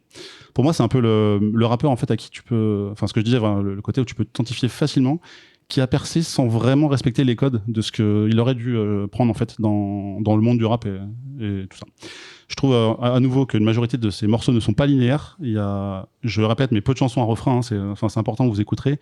Des titres que j'arrive à écouter sans souci, année après année, même si le monde évolue, l'actualité évolue. Je trouve que on redescend bien dans la phase au moment où il a écrit. Il y a un truc qu'on perçoit que je trouve assez fort. Et je suis pas un expert en musique, mais je peux réécouter ces chansons 12 ans après, pas plus parce qu'il y en a pas plus. Et c'est toujours aussi fort, je trouve. D'ailleurs, j'ai vu peu de concerts dans ma vie, à noter. J'en ai vu très très peu. Et le dernier que j'ai vu, c'était en mars 2018. Et c'était Orelsan à l'Accor Hotel Arena. C'est pas pour faire de la pub, c'est le nom de Bercy maintenant. Donc voilà. Et donc j'ai regardé le documentaire sur Amazon Prime récemment, qui s'appelle Montre jamais ça à personne, qui est ouf, qui est absolument ouf. Je vous invite à le regarder. Je sais pas si vous l'avez vu d'ailleurs. Je refais un tour de table. Je vois un oui, je vois un non. Pas encore. J'ai pas marrant. J'ai vu un direct. Pardon? Day One. Le 15 octobre, tu l'as regardé peut-être du coup à la sortie. Non mais c'est ouf. Il y a 6 épisodes de 30 ou 40 minutes. Ça raconte son parcours, sa vie. J'ai adoré le côté assez intimiste, sans pour autant s'immiscer dans sa vie privée. Enfin, on voit des choses qu'on ne connaissait pas, mais c'est pas hyper perso, quoi, en fait. Donc, je sais pas comment le dire, mais c'est vraiment bien tourné, c'est bien filmé. Bah, quand même. Hein. Ouais, mais c'est pas. Enfin, par exemple, on parle de sa copine, on la voit jamais, on connaît pas son prénom. Tu vois, ça va pas trop loin de sa vie privée. Enfin, je trouve que ça va assez loin sans aller trop loin, en fait, dans sa vie. Mais c'est ça qui m'a plu en tout cas. Et surtout, on réalise qu'Orelsan, un truc que je ne savais pas. C'est quasiment 4 personnes, on peut dire. C'est qu'il a fait énormément de choses avec Gringe, Ablaye et surtout Scred, qui est le cerveau d'Orelsan, entre guillemets, quoi. Je veux pas dire qu'il en a pas, mais c'est vraiment lui qui pense à tout. Non, mais vraiment, je veux pas sous-estimer Orelsan, mais sans Scred, Orelsan n'aurait jamais existé. Ça, c'est un fait. Il l'a rencontré au lycée, et voilà, c'est le mec qui a fait toutes ses musiques, c'est le mec qui était connu avant Orelsan. Avant Orelsan, il avait fait des musiques pour Diams ou d'autres personnes, en fait, qui étaient connues à l'époque, et il continue aujourd'hui, hein, C'est une bête. Il est incroyable, ce mec. On comprend mieux ses morceaux aussi, certaines phrases dans ses paroles, certains moments de sa vie où il les a écrites et chantées, racontées. Et on voit pas que ses succès, parce qu'on les connaît, mais on voit surtout ses échecs, ses gros fails et comment il a rebondi après ça. Et évidemment, c'est ce qui fait un artiste comme lui. Et bien sûr, il y a le lien dans la description pour si vous voulez voir le podcast, si vous êtes sur Amazon Prime. Maintenant, je vais vous parler de Civilisation, donc l'album qui vient de sortir en 2021. Comment ça s'est passé ? Déjà, c'est un génie, en coup de com' encore de ouf. Ouais. Parce que le 29 octobre, qu'est-ce qu'il a fait ? Il a ouvert les précos. Je m'y suis pas trop intéressé, j'aurais peut-être dû. Mais en fait, il a mis en ligne son album. Ok, super. Ah oui, ce que je vous ai pas dit, c'est qu'il y a 15 titres dans l'album. Du coup, il a fait 15 versions de l'album. Ouais. Qu'est-ce qui change ? Juste le CD, l'impression sur la face du CD. Je vous montrerai après, je vais le faire tourner. Mais ça, je le savais pas à l'époque. Je savais pas trop regarder. Je fais, bon, bah, tant pis, j'ai raté. Il y a des 500 exemplaires, il y a des 3000 exemplaires. Et pourquoi 15 ? Bah, comme les titres. Et chaque titre a une identité, un design. Je pourrais aussi mettre un petit lien si vous voulez pour les voir. Et c'est assez cool. Donc j'en ai acheté un 2 jours avant, parce que le 17 novembre, donc il y a eu la sortie du clip L'odeur de l'essence, qui est un de ces titres phares et forts, que je trouve ultra puissant, qui est ouf. Je l'ai regardé, ça s'enchaîne, c'est puissant dans les textes, c'est puissant dans l'instru. C'est incroyable, j'ai fait, sans référence à ta chronique d'avant, j'ai fait waouh, c'est ouf. C'est vraiment ouf. Je fais putain, ok, faut que je le revoie. Maintenant que je l'ai découvert, maintenant faut que je le voie et que je l'apprenne et tout. Je pense que je l'ai écouté trop de fois, je saurais pas les mesurer. Et c'est à ce moment-là que je me suis dit, ok, je vais acheter le CD, que j'utiliserai peut-être jamais, que je vais jamais écouter, mais il me le faut. Il me faut l'objet physique, en fait. Et du coup, ouais, donc, j'ai lu, mais bref. Je vais vous lire un petit passage. C'est un passage hyper important, parce que c'est la toute fin du morceau, où il dit, je vais pas le chanter encore une fois, je vais le lire. On sait pas gérer nos émotions, donc on les cache. On sait pas gérer nos relations, donc on les gâche. Assume pas ce qu'on est, donc on est lâche, on se pardonne jamais dans un monde où rien ne s'efface, on se crache les uns sur les autres, on ne sait pas vivre ensemble, on se bat pour être à l'avant d'un avion qui va droit vers le crash. Et là, il met un putain de blanc qui fait des frissons, tu fais et là, bam, le morceau s'arrête à ce moment-là. Tu fais putain, c'était ouf quoi. Enfin, il y a un truc, parce que ça, il le dit hyper vite, sans respirer, il respire juste pour dire crash quoi. Enfin, donc pour vous dire un peu le flow qu'il a, qui est assez impressionnant. Et il revendique le fait que c'est pas un morceau politique, et de base il en fait pas spécialement, il raconte juste sa vérité, une vérité, mais c'est ultra réaliste, ultra bien pensé, et sans dénoncer des choses. Il dit ouais, bah là, on est tous des connards quoi. Enfin, on a une société un peu pourrie quoi en ce moment, surtout en ce moment. Et enfin, je trouve qu'il le dit plutôt bien. Autour de moi, il y a pas mal de personnes qui ont du mal à réécouter ce morceau. Moi, je trouve qu'il est ouf. Il se réécoute. Il s'écoute pas 15 fois d'affilée, je pense quand même. Mais je pense qu'après, t'es sous LSD et tu joues à Inscription. Mais moi, je l'ai vraiment écouté plusieurs fois, et notamment quand j'ai écrit cette phrase précise de la chronique. Et voilà. Et pour moi, c'est à chaque fois des frissons, quoi. Et donc, bah, à ce moment-là, je le redis, mais j'étais sur Internet. J'ai précommandé l'album qui est arrivé 2 jours après. Et je l'ai reçu, j'étais trop content. Alors c'est très drôle parce qu'en 2013, vous vous en rappelez peut-être pas, mais moi oui, dans les Casseurs Flotteurs, ils ont sorti un titre qui s'appelle La mort du disque, et c'est un clip où ils éclatent un CD dans tous les sens. Genre ils sautent dessus, ils le cassent avec les mains, ils vont genre dans une usine, ils le percent encore plus pour l'éclater en 1000 morceaux. Enfin, juste c'est 2 mecs qui ont fait une grosse blague à casser un CD de 10 000 façons possibles, et ils en ont fait un clip et un morceau. Et je trouve ça ouf. Pareil, j'ai mis le petit lien si vous voulez aller voir pendant l'écoute ou après. Et enfin, je t'ai donné le lien, pardon, excuse-moi. À mettre dans la description, hein, ouais. pour l'écoute. et voilà, et c'est ouf. Et en 2021, donc 8 ans plus tard, ils sortent un CD qui se vend très bien. Pourquoi ça se vend bien ? Et là, je vais vous le faire passer. Je vais juste vous faire passer le fourreau cartonné qui est autour. Je te laisse regarder. En fait, il s'est fait un petit délire où il a un espèce de drapeau composé de 3 couleurs. Il y a du vert, ça représente la nature. Il y a du bleu et du rouge, ça représente la France. Il y a un passage gris, alors on le voit pas très bien sur le CD, mais plus sur la pochette cartonnée. On dirait un espèce de damier, vous savez, gris et blanc. Pourquoi il a fait ça ? En fait, c'est le fond transparent de Photoshop pour dire bah à toi de continuer le drapeau. Mais ce que tu veux, je m'en fous quoi. C'est aussi ton drapeau quoi. Le mec il est parti dans des délires comme ça, donc on le voit un peu plus sur le fourreau cartonné que vous êtes en train de qu'on se fait passer. Et même il y a des détails comme ça. Enfin on voit sa pochette. Enfin tu vois le truc qui est pas droit, il regarde pas trop, il a un peu les cheveux au vent, mais pas trop stylé quoi. Et en fait tout ça, enfin ça lui crée un style, ça lui crée une identité du mec à l'arrache mais qui calcule tout en fait. Et même derrière il y a une photo où il a cette espèce de drapeau en mode cape de super héros, et il y a un chien qui est assis au bout. Ah, il a un chien, Olsan. Bon, non, c'est pas son chien, en fait, c'est juste le chien de la photographe qui était là. Ils ont dit, bah, on va la garder, elle est stylée, la photo, quoi. Et c'est que des détails comme ça, en fait, où je trouve, enfin, il est trop fort. Et là où aussi il est trop fort, et là, je veux passer maintenant le CD, c'est que, bah, il y a 15 versions différentes de l'impression. Moi, j'ai eu le numéro 15, donc Civilisation, qui est le nom de l'album. Je suis très content d'avoir eu ça par hasard. Il est limité à 30 000 exemplaires, mais ça fait partie de ceux qui sont limités en nombre le plus important. Enfin, c'est les moins rares, quoi. Et puis après, il a refait un coup de com. Après, dans les albums, il y a un truc genre, ça ressemble à une canette de bière qu'on voit de haut. Ça ressemble à, il y a plein d'emojis autour d'un CD. Enfin, en fait, c'est un CD gravé un peu. Enfin, c'est un peu tous les trucs qui font sa vie. Il y a même un disque promo PS4. Je sais pas si vous voyez à quoi ça ressemble, mais c'est un disque qui est imprimé blanc avec une bande rouge sur le bas. Et c'est les exemplaires promotion des jeux PS4. Et c'est vraiment des trucs comme ça qui sont en rapport avec sa vie. Il s'est fait un kiff, quoi. Juste, il s'est fait un kiff dans toute sa vie, c'est comme ça. Et là, il l'a refait. Et du coup, le côté limité a forcé des gens à acheter un CD. Moi, le premier. Et évidemment, il y en a qui s'arrachent à prix d'or maintenant parce qu'ils les revendent, hein, les scalpers, tout ça, mais ça, je cautionne pas. Et voilà. Et après, il s'est dit, bon, je vais me refaire un kiff. Je vais ressortir, je pense que c'était prévu à l'avance, 4 versions supplémentaires qui correspondent aux 4 couleurs du drapeau de base pour ressortir 4 fois 30 000 albums. Et ce que j'ai pas dit, donc là, on est à 15 plus 4. Il y en a un 20e modèle qui est ultra ouf puisque c'est seulement 5 exemplaires qui sont dorés. Et dans cet album doré, il y a un golden ticket. Ouais. Si tu l'as, tu gagnes tu peux aller à ces concerts en VIP, en loge pour 2 personnes, à tous ces concerts de la vie, quoi. Paris, Marseille, Bruxelles, partout où il ira, t'as ta loge, quoi, limite. Donc, c'est assez ouf. À ma connaissance, il y en avait 2, voire 3, j'ai un doute, qui avaient été trouvés au moment où j'écris ça, mais peut-être que depuis, il y en a eu d'autres. Donc, rien que ça, c'est quand même ouf. Et pour parler comme un tout petit peu du contenu de l'album, c'est, parce que il y a quand même des chansons que j'ai écoutées, hein. J'ai essayé de retenir 3 titres seulement. J'ai mis La Quête, qui est le 2e, je crois. Ce qui compte, c'est pas l'arrivée, c'est la quête.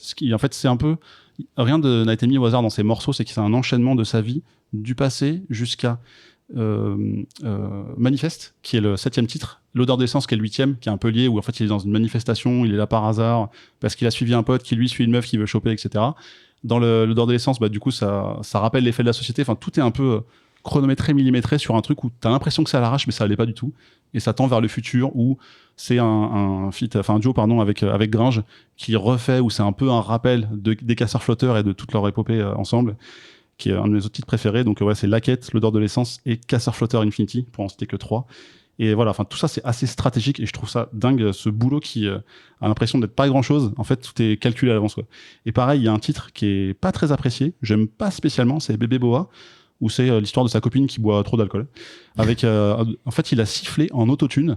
Et genre, je pense que personne n'a fait ça dans une chanson, quoi. Ça rend un truc chelou.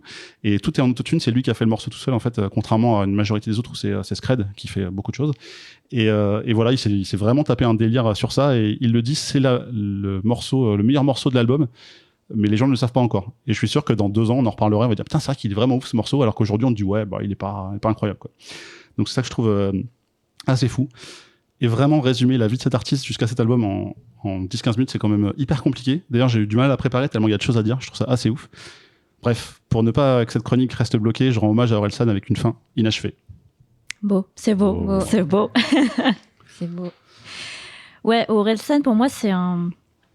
J'ai du mal à cerner ce personnage. Je pense que... Je sais pas si le docu répond à tout ce mystère qu'il y a autour de lui, mais c'est vrai que pour moi, ça a toujours été le branleur fini, mais calculé. C'est genre, je vais justement vendre cette image market un peu, je m'en foutiste. Voilà, je fais des trucs, mais que les trucs que je veux faire. Et peu importe ce que va penser les gens. Je suis moins d'accord quand tu dis alors je sais qu'Orelsan le dit souvent en interview aussi, que ces morceaux sont pas politisés. Ils sont politisés de toute façon parce qu'ils sont utilisés par les politiques aussi et dans les médias dans ce sens-là. De toute façon, quand tu parles de sujets sociétaux, tu es politisé déjà. Forcément. Ouais, mais c'est impossible. Tu peux pas être connu et pas être politisé. Exactement, c'est impossible. Exactement. Mais le meilleur exemple de ce que tu cites, c'est quand il a fait Basique. La chanson Basique a été reprise dans tous les médias par tous les politiciens. Alors que c'est une chanson, basique, simple. Il y a 2 mots et il fait une chanson avec ça sur un plan séquence qui est incroyable aussi. Enfin, vraiment, allez voir le clip. Hein. Pareil, il y a le lien en bas, de toute façon, tu l'as mis, merci. Et franchement, ce morceau est ouf et il pensait même pas avoir autant de succès en ayant un truc un peu maîtrisé, quoi, contrôlé. Ouais, mais je sais pas. Moi, je suis encore mimolette sur Orelsan. Il y a beaucoup de morceaux que j'aime bien et effectivement, l'odeur de l'essence, c'est en plus du morceau qui est très très bon. Le clip est très très bien réalisé et c'est oufissime. Ouais, j'ai encore du mal à cerner vraiment Je sais pas sur quel pied danser avec ce personnage-là et c'est un peu bizarre. J'ai vraiment un amour des amours avec Orelsan et je le connais depuis Saint-Valentin et ouais, je sais pas, en fait, je sais pas trop quoi dire là-dessus, quoi. C'est vraiment bizarre.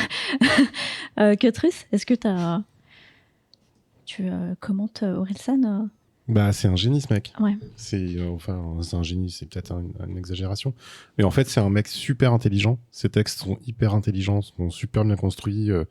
Il y a un petit côté, en plus, encore roots, de moins en moins, évidemment, parce que depuis qu'il est connu, qu'il a des moyens, c'est pas trop ça. Mais tu vois, tu parlais du clip sur le CD, où il y en a même d'autres. C'est la nana qui chante, là. Viens voir comme il fait beau, etc. Ouais, c'est vrai.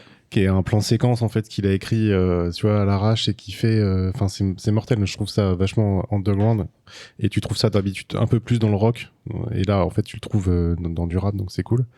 Moi au début j'avais du mal avec ce mec là, en fait je crois que j'avais connu un peu avant le scandale quand même et j'avais écouté un peu ses titres et il a quand même une façon particulière de chanter et qui était pas du tout qui était très marginal par rapport à ce qui se faisait à côté.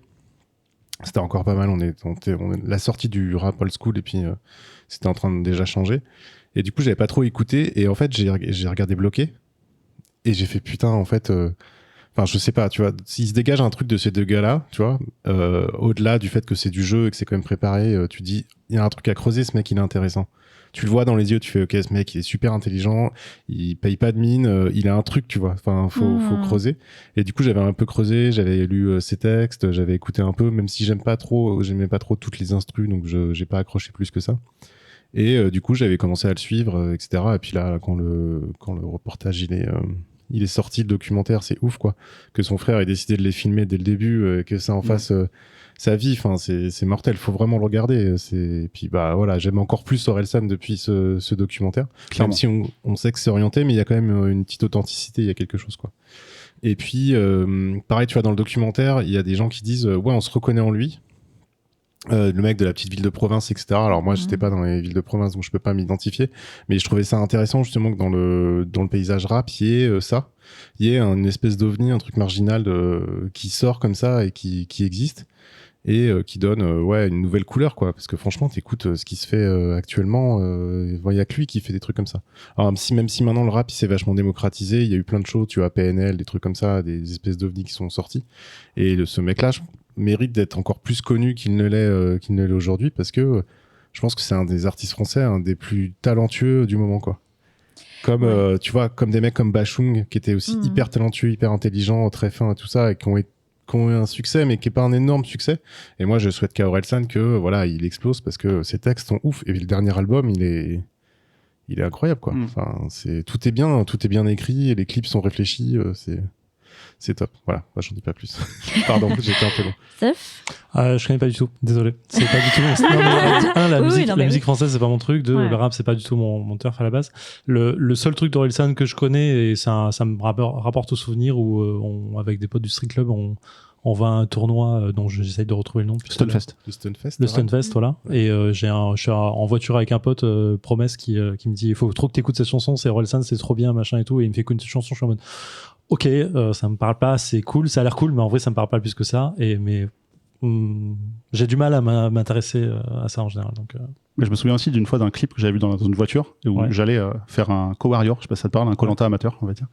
Et c'était le Ils sont cool, où c'est justement, il s'est tapé un délire de Chevalier du Zodiac de ouf, avec une fusion à Dragon Ball à la fin. Et regarde juste le clip déjà, je pense que tu vas kiffer. Juste pour l'aspect visuel. Ouais. Après, les sons, c'est autre chose, mais je pense que tu vas kiffer. Okay. Ali, c'est marrant parce que j'avais connu Orelsan avec Saint-Valentin aussi. En fait, ce que j'aime beaucoup avec lui, c'est son évolution à travers ses albums. Parce que, par exemple, La fête est finie est quand même très pop. Et même l'évolution c'est personnel, qu'il a un peu des femmes, en fait. Par exemple, dans La fête est finie, donc il a fait une track qui s'appelle... Alors, il faut savoir que j'ai énormément saigné La fête est finie et Civilisation. Un peu comme le dernier album d'Adèle, mais bon, ça, je vais pas revenir dessus. En fait, pour dire qu'il a fait un titre sur La fête est finie qui s'appelle Bonne Meuf, donc très pop, avec voilà, qui est très bien écrit. Et en fait, dans Civilisation, il y a Athéna, Et là, en fait, on voit tout l'amour qu'il porte à sa copine, mais c'est tellement bien écrit que moi, ça m'a plus touchée. Et on sent que lui-même, il a évolué à travers ses albums. Enfin, je sais pas comment expliquer ça. Et en fait, c'est le truc que j'adore chez les artistes. C'est que chaque album, bah voilà, comme tu disais, ne se ressemble pas. Chaque texte ne se ressemble pas. On a l'impression d'évoluer avec lui dans une espèce d'intimité un peu chelou, parce qu'il est quand même un peu bizarre comme garçon, j'ai l'impression. Mais il demande dans le bon sens. Il est original, c'est ça que je veux dire. Ouais. Et ouais, mais j'avais déjà vu je crois que je l'avais vu sur Click TV ou genre des émissions où en fait sa façon de parler m'énerve. Ouais, de ouf. Je dis, mais t'es un génie, mais j'arrive pas à t'écouter hors CD en fait.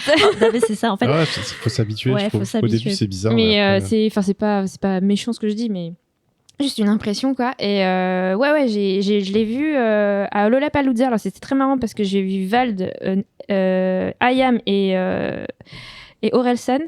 Juste par curiosité, parce que IAM, moi c'est un peu ma génération, hein. Wink wink. Et en fait, j'ai un peu, parce que j'aime bien savoir ce qui se passe au niveau des tendances, on va dire, même revenir avec mes anciens amours. Et en fait, j'avais adoré sa prestance.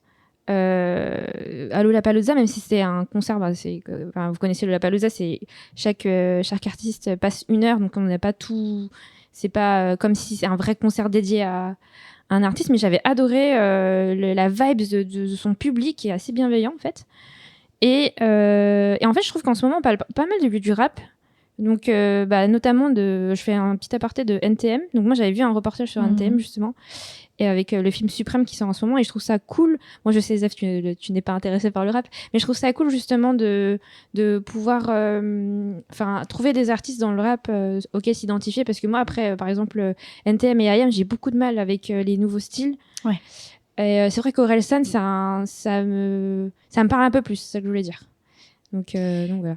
Ouais, mais moi, c'est pareil, je suis pas tellement fan du rap français en soi. Je pense que j'ai vraiment des visages.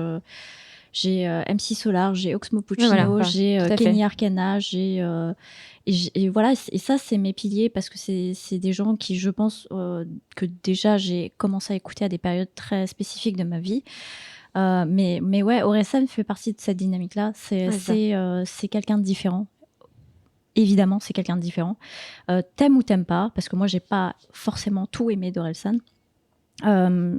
Effectivement, je lui trouve ce génie dans les paroles, dans la façon dont il traite avec de sa musicalité, parce que moi non plus je peux pas lire toutes les interviews et tout, et c'est pour ça que j'ai jamais voulu tellement regarder ce documentaire. C'est parce que je me suis dit, si c'est pour écouter 6 épisodes d'Orelsan en train de, avec son ton phlegmatique et son rythme de parole, genre comme s'il fumait, s'il fumait tout le temps, tu vois, comme s'il était tout le temps en train de fumer alors qu'il fume pas. Je sais pas, mais ouais, ça on peut pas lui enlever. Je pense que ça fait partie de cette génération d'artistes qui vraiment se démarque du lot, et qui a vraiment, même si il se veut pas politise les choses et les fait de façon correcte. C'est pas juste de la violence, tu vois. C'est un peu c'est du sentiment. C'est lui aussi, sa vision de voir les choses. C'est lié aussi à ses expériences perso. Et en fait, j'aime bien cette typologie de rappeur. Je pense que parce que c'est des gens lambda qui, comme nous, viennent avec leur bagage en fait, et s'enrichissent avec ça. Voilà, c'est. Mais voilà, est-ce que tu veux rajouter un truc Une petite anecdote pour terminer, assez rigolote, c'est qu'il y a à peu près 3 ou 4 jours, j'ai un doute, j'ai fait un rêve, et j'ai rêvé que j'allais à un de ses concerts qui avait lieu le soir, et je passais devant la scène le midi, et il est là, il est accessible et tout. Et véridique, hein. Je me suis un peu incrusté pour aller faire une photo. C'était difficile de faire une photo avec lui. Je fais jamais ça dans la vie en plus, donc c'est pas possible. Et je lui ai dit surtout n'écoute pas hésiter le contrecast, parce qu'on va parler de toi. Et vraiment le mec qui fait la promo, quoi. Et il m'a fait une réponse. Ah ouais, c'est cool, avec son air nonchalant que vous dites depuis tout à l'heure, en mode ouais, c'est super sympa, mais je m'en bats les couilles, j'ai pas le temps. Mais très poli. Voilà, c'est tout. Et merci John de nous avoir parlé d'Orelsan. À part le docu qui est déjà dispo sur Prime, on a aussi son dernier album Civilisation qui est sorti en novembre 2021 et dispo sur toutes les plateformes musicales.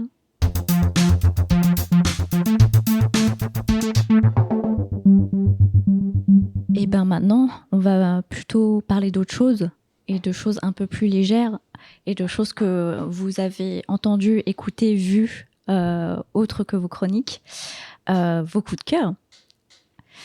Du coup, on va... J'adore parce que tu hoches de la tête. Je fais oui à tout, la tête, je suis d'accord. Il n'y a pas de défi, on n'a pas de défi, on n'a pas de défi. Ça a changé l'émission. On a changé d'host entre deux. Et Lost actuel a décidé qu'on arrêtait les défis pour un petit moment. Ok. Elle a dit on a un défi, c'est de plus faire de défis. Et pour l'instant, on réussit très bien. Exactement. Et pour l'instant, ça va très bien. Du coup, j'ai pas écouté l'émission d'avant, vous le savez. Bah, ton défi, c'est de l'écouter tout seul, s'il te plaît.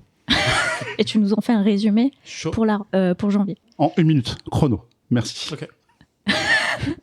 Pour de vrai? Ouais, bah oui. Ok. Je ferai la liste de ce que vous avez parlé dedans. C'est pas un résumé de 30 secondes, je pense. Et du coup, on va commencer par le sens inverse des chroniques. Donc, on va commencer par John. Oui, alors moi j'ai un coup de cœur pour un jeu de plateau, jeu de société, qui s'appelle Villainous. Je kiffe de fou, c'est trop bien. C'est un jeu dans lequel on incarne les méchants de Disney et on change un peu le cours des choses. C'est-à-dire que c'est Jafar qui gagne à la fin, ou Prince Jean, ou Dame de Cœur, etc. Donc en fait, il y a un jeu de base où il y a 6 personnages, mais que tu peux augmenter jusqu'à beaucoup plus parce qu'il y a 3 extensions sorties en France, une 4e bientôt, plus la version Marvel, plus une extension Marvel. Donc, bref, beaucoup. Et j'ai que le jeu de base pour l'instant, et je prends un plaisir fou à jouer à ce jeu. Mais jouez-y que à 2 ou à 3, parce que c'est pas incroyable. C'est un jeu asymétrique. Chacun fait sa propre partie et peut envoyer des crasses parfois aux autres joueurs. Mais t'as ton propre... pas des crasses, on voit des héros. Voilà. Mais en fait, oui, faut penser à l'envers. C'est trop cool, je vais avoir un héros. Ah ben non, en fait, Aladdin, c'est trop un bâtard avec Jafar. Donc, ça m'intéresse pas. Donc, faut juste se mettre de l'autre côté, on va dire, du spectateur du film de base et se mettre du côté du méchant. Mais je trouve ça trop bien à jouer, à rejouer. Mon concept, c'est découvrir un personnage, faire une partie et faire une deuxième quand je connais un peu plus le deck et changer de personnage. Et après, c'est ce qui me permettra de passer au DLC. Pour l'instant, j'essaie de tenir ça pour pas tout acheter d'un coup parce que c'est trop bien. C'est trop cool. Les figurines sont stylées, le jeu est vraiment bien. C'est 20 minutes par personne. Et donc ça fait une quarantaine à 2 ou après 1 heure à 3, mais on peut jouer jusqu'à 6, mais ça devient vite chiant à 6 parce que tu joues jamais en fait. Ouais, parce que si c'est un synchro, c'est chiant parce que ça, du coup, ça rajoute. Enfin, tu dois attendre que tout le monde. Que 5 personnes aient joué avant toi, c'est ça. Non. Donc moi j'avais testé à 4, c'était l'horreur, c'est ultra long pour pas grand chose. J'ai découvert à 4 et je me suis dit, ok, je jouerai plus jamais à 4. Maintenant, on joue à 3 au max. Je pense qu'à 3, c'est aussi. 3, c'est 2, c'est bien déjà. 2, c'est parfait. 3, c'est cool pour présenter à quelqu'un qui connaît pas, par exemple. Mais c'est vrai que voilà, à 3, tu t'attends de jouer ton coup, quoi. À 2, tu réfléchis, tu joues. Donc ça, c'est cool. Villainous. Ok. Prix 40 € la boîte de base, 20 € l'extension, je dirais, 20 ou 25 €. Ouais, 6 persos dans la boîte de base et 3 persos par extension. Sauf la boîte de base Marvel où il n'y en a que 5. Mais bon, Thanos qui défonce Jafar, ça peut être stylé, quoi. Ouais. Bref. Ah, il y a du. Tu peux crossover, je crois. Tu peux crossover. De ouf. N'importe quel perso avec n'importe. C'est génial ça. Ailey, un petit coup de cœur? Ouais, alors au début, je m'étais dit, ouais, je vous parlais de l'album d'Abdel, et en fait, non. Incroyable cet album. Incroyable. Franchement, il y a aussi un docu sur elle. Non, en fait, sur TMC, ils ont diffusé hier le concert événement qu'elle a fait. Le One Night Only. One Night Only. Oh, incroyable. Moi, je l'aime tellement. Avant, elle m'énervait un peu, parce que bon. C'est sympa les musiques de rupture, mais voilà. Et alors que ce nouvel album, je suis en train de faire 2 coups de cœur, c'est terrible. Alors j'arrête juste sur cette phrase. Est-ce qu'on parle de cet album ou est-ce qu'on parle de cet album ? Finir sur ça. En fait, elle parle de son divorce, mais aussi de son divorce envers elle-même. Donc en fait, je trouve ça super intéressant et de manière très posée. Bref, tout ça pour dire qu'en fait, de base, le coup de cœur auquel je voulais vous parler, c'était l'application manga.io. J'ai un compte pour vous d'ailleurs. Enfin, je vais vous prêter mon compte. Enfin, vous avez compris. Et en fait, ce que je trouve ça cool, c'est que, alors, il faut savoir c'est une application, donc c'est français. Ils se positionnent un peu comme une espèce de Netflix, mais du manga dématérialisé du coup. Et en fait, donc c'est 6,90 € l'année. Non, c'est par mois, pardon, parce que sinon, ce serait pas cher. Ouais, parce que là, Et du coup, 69,90 € à l'année. Et en fait, ils ont fait une levée de fonds d'1 million. Et qui est plutôt sympa. Et moi, ce que j'ai bien aimé, c'est que c'est super intuitif. Donc des plus, en fait. C'est super intuitif. J'ai commencé à lire le manga All Boy dessus, qui est en fait mon film préféré all time. T'as combien de coups de cœur là Pardon, je suis désolée, je suis en train de déborder. Le manga, il est ouf, mais il est ultra loin du film, mais il est ouf aussi. News syndical du nombre de coups de cœur, non, il y a un truc, non? Ouais, pardon. C'est possible. Elle rattrape, d'accord? C'est vrai, je rattrape. Exactement. Ouais, et du coup, donc, je trouve ça super intuitif. Donc, c'est une application qui, je trouve, est quand même pas mal inspirée de Netflix. Donc, même les call to action, ça fait vraiment penser à l'interface de Netflix. Mais voilà, c'est sympa. Donc, moi, le petit bémol que je mettrais, c'est que, niveau catalogue, je crois qu'il y a un peu plus d'une 60aine de mangas, mais voilà, ils ont de plus en plus d'éditeurs qui se mettent sur la plateforme, donc on s'attend à ce que ça grossisse, mais en tout cas il y a un très très bon potentiel. Est-ce que après vous êtes plutôt manga papier ou manga Netflix? Ça c'est une autre question, mais c'est vraiment une question ou avec ce petit air un peu malin. Non, mais tout ça pour dire que moi je recommande fortement, parce que moi si je pouvais lire, je sais pas, des grands titres, parce qu'en ce moment je suis sur The Promised Neverland, si je pouvais lire ça dessus, moi je trouve ça génial, on est partout, mode hors connexion. En plus, je trouve que c'est génial, c'est en offline aussi, tu peux télécharger les trucs. Alors j'ai pas encore testé ce mode là, c'est le gros truc qui me ferait craquer, mais par contre ça se lit comme un manga comme un manga de droite à gauche, et donc je trouve que voilà, c'est simple, rapide et efficace. Franchement, il y a gros potentiel, hein, à mon sens. Voilà. Le centième, je me suis pareil. Toi, par exemple, comment il s'appelle, One Piece. Ah oui, c'est légal. Hein. C'est d'ailleurs, c'est légal. Non, mais One Piece, j'ai envie de rattraper. Je me suis arrêté au tome 30, tu vois. Je me dis, j'ai pas mal de choses à lire, quand même. J'ai envie d'y aller, mais j'ai pas envie d'acheter les 70 qui arrivent. Ouais. Donc, je me dis, ok, ça me ferait craquer, mais si c'est pas offline, ça sert à rien. Parce que je lis que dans le métro. C'est quand même insupportable, les mangas, parce que c'est genre, t'as What 1000 tomes. Ouais, c'est ça. Et juste pour. Ouais, non, mais ok. Non, mais c'est bien. C'est bien, mais c'est le problème. C'est le problème. Ouais, c'est aussi un problème, en fait. C'est un problème de place, c'est un problème de temps. C'est que moi, dans ma bibliothèque, j'ai pas. Voilà, je suis pas. C'est pas extensible. Je peux faire plus que ce que j'ai actuellement. Tu déménages ? Non. Mais c'est quoi le rapport avec Adèle, du coup? Alors de Adèle, base, c'est la chanteuse? Adèle. Oui, la chanteuse. Je sais. En fait, je sais pas. En ce moment, je bosse avec de la musique sur Adèle. Non, je rêverais bosser avec elle. Et en fait, alors du coup, il n'y a pas tant de rapport. Qu'est-ce qui se passe? En fait, je m'étais dit, je peux écouter Adèle sur mon téléphone, j'ai envie de lire un manga, et hop, application manga.io, pam. Ça marche. Voilà. Ok, ça fait sens. C'est lié. Voilà, très bien. Zef? Ouais, comme j'ai pas écouté le. Alors, Lost, j'ai fini Lost. Magic et Souls. Merci. À toi, Catherine. C'était quoi le dernier? Magic et Souls, c'est tout. Non, j'ai loupé la bêta de Elden Ring. J'ai pas voulu le faire en vrai. J'ai pas voulu le faire direct. J'ai fini Lost, si ça vous intéresse, et la fin est toujours aussi ouf. J'ai pleuré, voilà. Et la nouvelle édition de Magic bute trop bien. Christian Vaux, voilà. Non mais voilà, pour faire le petit journal, le journal de qu'est-ce qu'il faisait dans sa vie.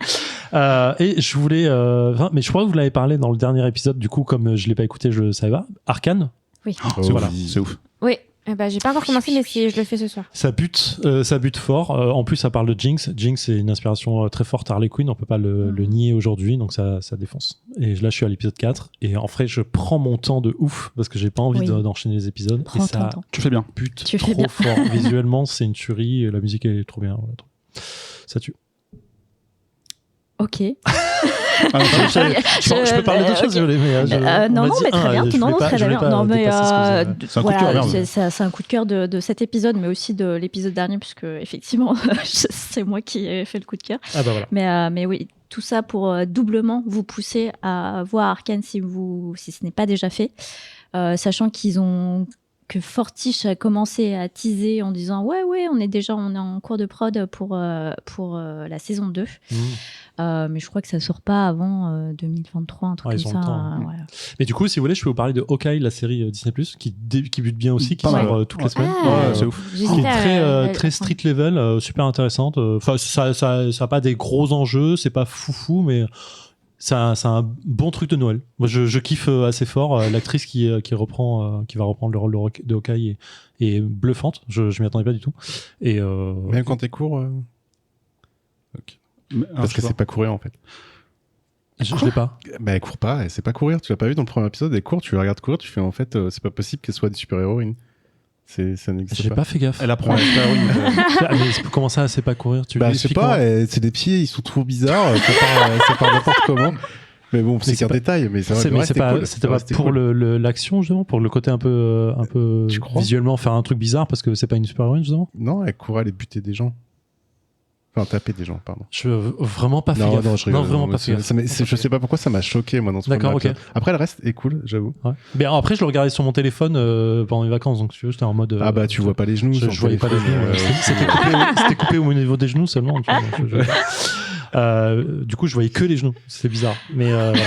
Non, mais c'est trop bien. Et Hawkeye, voilà, c'est super sympa. Il y a un petit effet simple. Ça rend le côté, le personnage de Hawkeye dont tout le monde se moque depuis très longtemps. Bien avant le MCU aussi, en disant que c'est pas vraiment un vrai super-héros, ça lui rend vraiment cette petite baffe dans la gueule en même temps, avec le premier épisode où il y a une grande comédie musicale sur les The Avengers et lui il est oublié tout le temps. Oublié tout le temps, et puis en plus il y a Ant-Man au milieu, drôle, genre tu vois, pourquoi?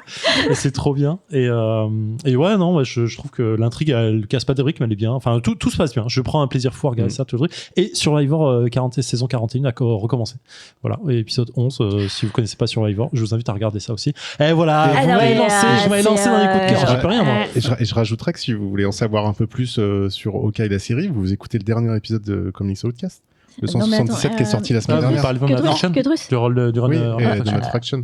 Ouais, du coup, t'es pas du tout. Dans quel podcast on est là? Dans quel podcast on est? Non, mais il aurait mettre un lien dans la description. Toi, c'est avec Etrus, t'as pas la parole, Normand, t'es réel. Arrête de donner tes coups de cœur, c'est pas croyable. Maintenant que t'as la parole, est-ce que t'as un coup de cœur? Bah, on m'avait pas dit de préparer de coup de cœur, moi. Non, la série The Maid sur Netflix. C'est effectivement. C'est quoi ça? Hyper féministe. Bah, c'est une nana qui se barre de chez son. C'est pas camping-car, comme ils appellent ça, les Américains. Mobil-home. Ouais, les mobil-homes, enfin machin, parce que son mec commence à devenir trop violent, et après ça raconte toutes les galères de être toute seule avec sa fille, voilà, pas d'argent, etc. C'est très féministe, c'est assez dur, mais c'est super bien. L'actrice, elle est d'enfer. Ouais, tu regardes ça et après tu joues à OA, quoi, pour vraiment. Ou entre chaque épisode. Ouais, c'est vraiment la solution méditation, quoi. C'est basé sur une histoire vraie et ça. Trop d'histoires vraies comme ça. Ils en ont fait un bouquin et du coup, Netflix a repris la licence. Ouais, cool. Et toi, t'as un coup de cœur, Moi, est-ce que j'ai un coup de cœur? Mais on m'a pas dit de préparer de coup de cœur. Je sais pas. Bah non, mais maintenant que j'y pense, effectivement, allez, on va refaire une boucle sur l'album d'Adèle. Ah oui. Moi aussi, j'avais beaucoup de mal avec Adèle parce que même si je lui trouve une voix incroyable, ça on peut pas le nier, j'avais un peu de mal avec la teneur de ses chansons parce qu'en fait tous ses albums sont numérotés sur l'âge auquel elle les écrit. Donc alors je sais plus combien, je sais plus. Il y a 21, 25 et là c'est 30. Ouais. Et ben le 30, je trouve qu'il me parle beaucoup.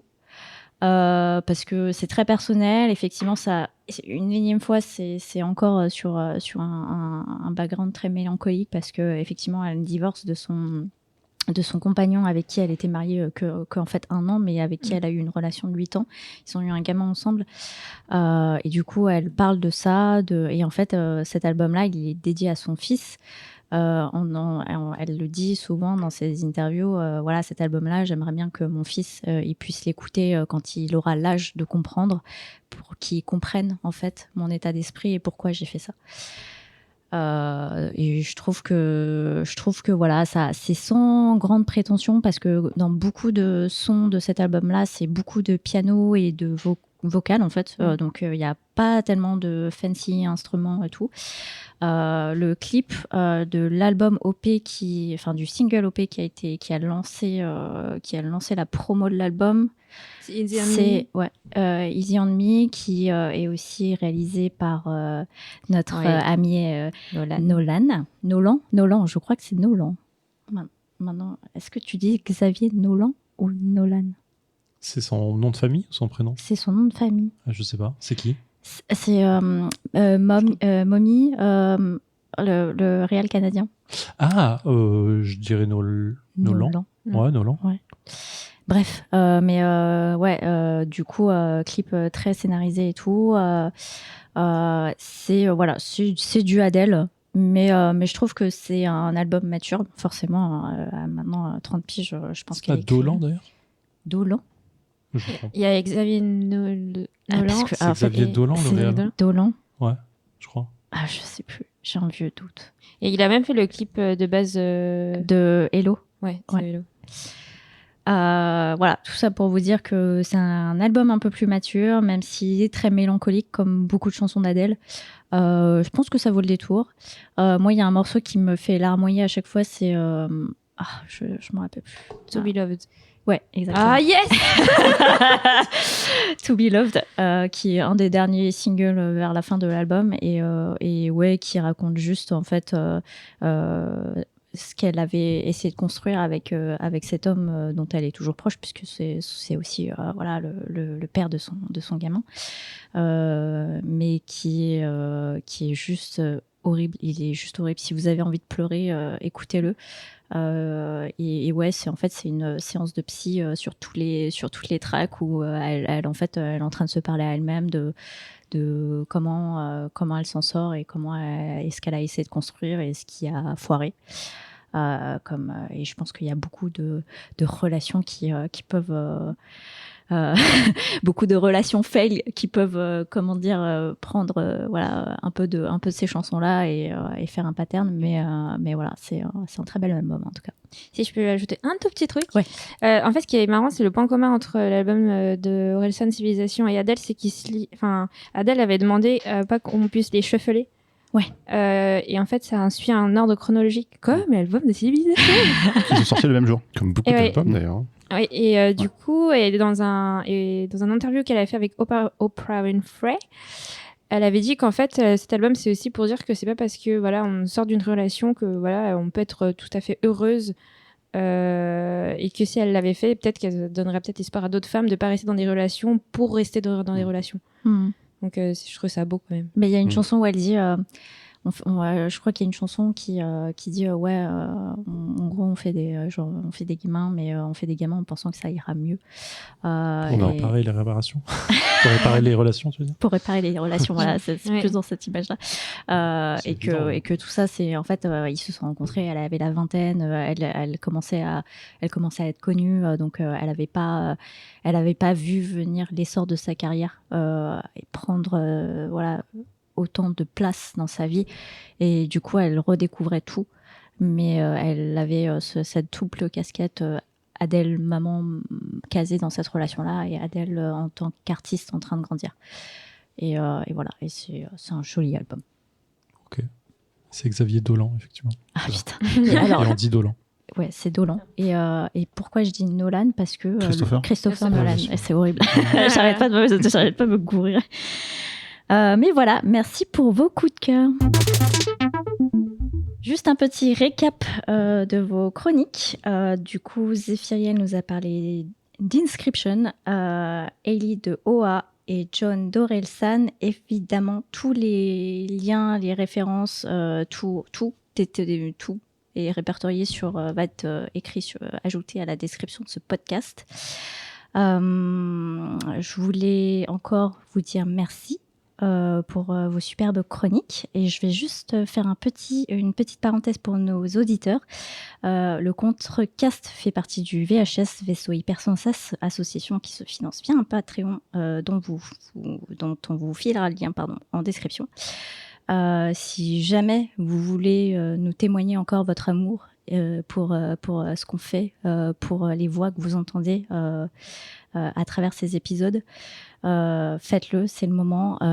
C'est Noël. Faites-nous plaisir. Faites-nous plaisir. Parce qu'effectivement, on va s'approcher de Noël à l'heure où l'épisode va sortir. Donc voilà. Ce serait vraiment chouette, en fait, d'avoir de la thune. Du coup, je voulais faire des cadeaux, mais je garde quelques euros de côté pour les mettre dans le... Exactement. Tout le monde à cette table, vous avez tous une tirelire et vous devez mettre dans la cagnotte. J'ai payé la cotisation de la sauce. Ah, c'est pas ça. Non. Je le fais tous les mois. Je fais à 10 balles tous les mois, les gars. Non, merci. Pas de Okay. Du coup, on remercie Zéphiriel et tous les autres qui mettent 10 balles tous les mois. On va juste faire un petit tour de table avant de se quitter pour vos actus réseaux sociaux ou vos actus tout court. John Couscous. Ouais, moi je suis souvent sur Twitch, twitch.tv/John Couscous. D'ailleurs, ce matin, quelqu'un est venu me voir parce qu'il a dit en fait, j'ai écouté le Défaussé et Zef, un jour, il parle du Contrecast. Du coup, j'ai écouté le Contrecast. Là, je suis à l'épisode 22 et du coup, tu parles de Twitch et du coup, je suis venu te voir. Voilà. Et je trouve ça trop cool. C'est beau. Voilà. C'est beau. Donc, surtout sur Twitch. Ok. Heidi?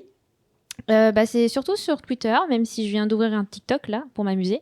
Oh. Et j'ai Hello Ellie toujours. Mais oui, en général, les infos, les interactions, c'est plus sur Twitter. Voilà. Et au concert d'Adèle. Zef? Voilà, sur le Défaussé 6388 principalement. Ok. Et Cutrus, notre homme de l'ombre. Homme de l'ombre. Sur Comics Outcast. Et sur Instagram aussi. Là, j'essaie de poster un peu plus mes photos. Voilà, c'est Cutrus. Très beau travail d'ailleurs. Merci. Tout ça pour vous dire, abonnez-vous. Parce que voilà, on est super sympa, qu'on est. C'est vrai ça. Ouais, c'est vrai, C'est on vrai. est plutôt sympa. Hein. Oui. Sauf. Je fais ce que je peux.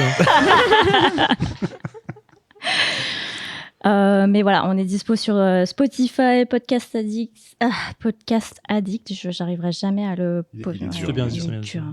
Apple Podcast et plein d'autres. J'ai toujours pas de blague, mais maintenant j'ai décidé de désigner quelqu'un et ce quelqu'un sera en face de moi à la table physiquement. À chaque fois, ça va. Ok. Moi, j'ai une question. À votre avis, j'ai mis combien d'heures de jeu pour platiner Hades? 5 heures. Ah, pas du tout, 86. Mais, non, c'est pas ça la question. Ah, pardon, c'est juste pour placer Hades. T'as platiné Hades du coup? Bien sûr. T'as kiffé ou pas Hades? De ouf. Et vous Il est bien. savez que Pardon. ça fait depuis une chronique qu'ils essayent de caler Hades Comment ça? en scred. Non, mais Non, attends. t'arrêtes pas de le dire depuis le début. J'ai J'ai pire que moi Mais en avec plus, moi, Magic tout à et l'heure, Lost. je pensais qu'on parlait de l'album d'Hadès. Hades. Oh là là. Mais ok, c'est pas ça la question. Non, ma question c'était il faut faire combien dans la balance sur inscription pour gagner? Alors, en fait, j'ai dit ça, mais c'est pas. Non, déconne pas. Ouais, alors c'est il plus nous a- complexe il que nous a ça. En planté la vrai. blague. C'est plus complexe que ça. Oui, mais le maximum, le point où tu. Alors, ça dépend. Ok, alors la question c'est dans la chronique, il y a à peu près 1 heure d'écoute, tu as dit un truc que j'ai noté à ce moment-là, qui était dans la balance pour gagner avec. 5. Il y a un objet, Ah ouais. il y a un objet d'ailleurs. Je m'en fous, t'as dit 5 qui te permet. La C'est une chronique est pince. finie. Tu t'arraches une dent et tu la mets dans la balance pour lui faire un point de Mais dégâts. non, C'est mais trop bien. fort. Merde. Enfin, c'était 5. Voilà, il a dit 5. Moi j'ai la blague, salut. Et ben voilà, tout ça pour vous dire, mettez 5 étoiles. En plus, il me semble qu'à la date d'aujourd'hui, on est On est le 5. On est le 5. C'est vrai. À la date où on enregistre, je précise. Ouais, On en est plus, en combien de décembre, temps c'est gratos tes étoiles, je crois. Ouais, exactement. Ouais. Vous Ah, avez ouais. une promotion. On est combien à table? On est 5. J'ai combien de doigts à ma main? Ah, j'en ai 5. Ouais, et là, on part dans toutes les Le Black possibilités. 5 Days. C'est ça, exactement. Mais voilà, en tout cas, je profite de cet épisode puisque c'est le dernier de l'année pour vous souhaiter à tous et à toutes de bonnes fêtes. Parce qu'on se reverra au prochain épisode, mais pas avant janvier du coup. Donc on a Noël et les fêtes et juste le Nouvel An qui vont passer. Donc en espérant que le Covid nous foire pas tout. Je vous souhaite déjà de commencé. très très jolies Écoutez Adèle après. Et jouer à OA, c'est beau. Joue à OA et écoute Adèle en même temps, tu vas voir, ça va faire un peu bizarre. Fait un medley d'émotions. Mais voilà, en tout cas, bonne fête à tous, bonne fête de fin d'année. J'espère que vous serez tous et toutes auprès des vôtres ou auprès des gens que vous pouvez à minima blairer. C'est sûr. D'ailleurs, dans cette catégorie, ça me touche énormément que tu dises ça.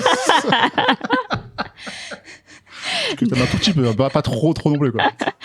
Mais nous, on continue de vous aimer et dans tous les cas, on vous dit au mois prochain, donc en janvier, pour un nouvel épisode et de nouveaux sujets. Merci à tous. Merci, salut. Je me suis trompé de jingle. Ah, il y a un défi. Alors, le défi, c'est de finir le podcast. Genre...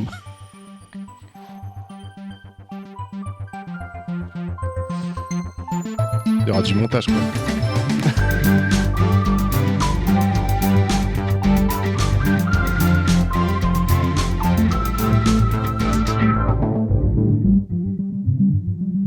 On attend un truc là.